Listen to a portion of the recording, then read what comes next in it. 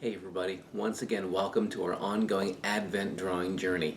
All through this season, we've been taking steps to add up one little piece day by day in what is becoming an increasingly full piece of paper with all sorts of details and characters from the way both Luke and Matthew tell the stories of Jesus' birth. And remember, way back at the beginning of Advent, and now we're like halfway through, we just started with the word God at the beginning, remember? And Mary became our letter G became Mary, and our letter D ended up being a sheep and a shepherd. And now we're going to be adding in today some additional details around the angels, specifically about the message that they brought. Come in close and I'll show you what we're going to do. Okay, so the first of the angels, was actually one of the first things, one of the earliest things that we drew in, you'll remember, because first we had an angel who appeared to Mary, and the angel said, "Don't be afraid, I've got good news for you. You are being invited by God to be the mother of the promised Savior."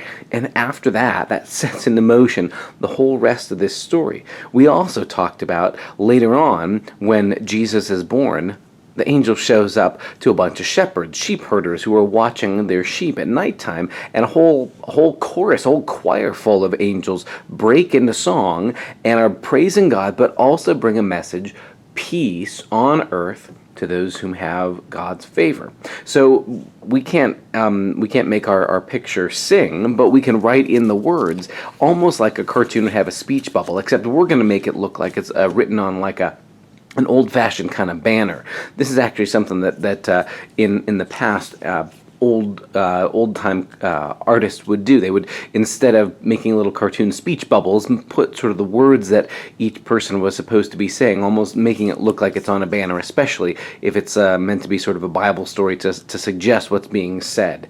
So here's what I want to suggest we're going to do. First, we're going to make sort of just a little sweeping line like that, almost like we're drawing a rainbow, honestly. We're going to have it come right through those angels. Okay, so it goes here like it's behind this angel and continues on there.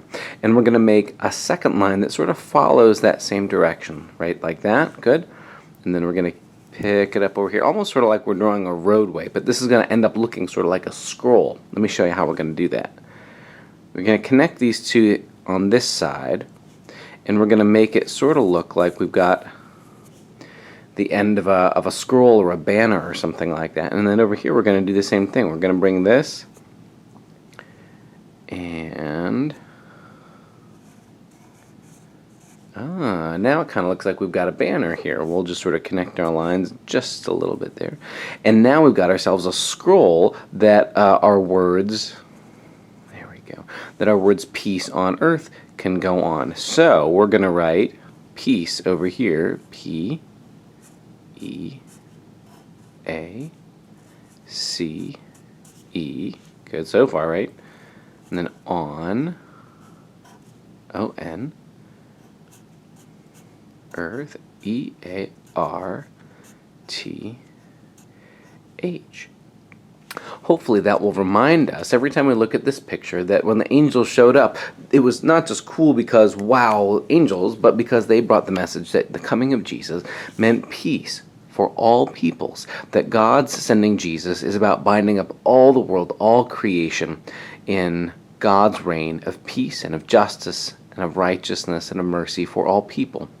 So it's a little detail. We're going to be adding in, as the rest of our story goes, a number of smaller little details that'll help bring our picture fully to life, but all help tell the story, so that we remember, why is it important that there's this baby, and why is it important there's shepherds? Oh, this is about Jesus, who is the one through whom God brings peace on earth. Hope you'll join us for our next time as we keep adding details here on our Advent drawing journey. Thanks for coming along.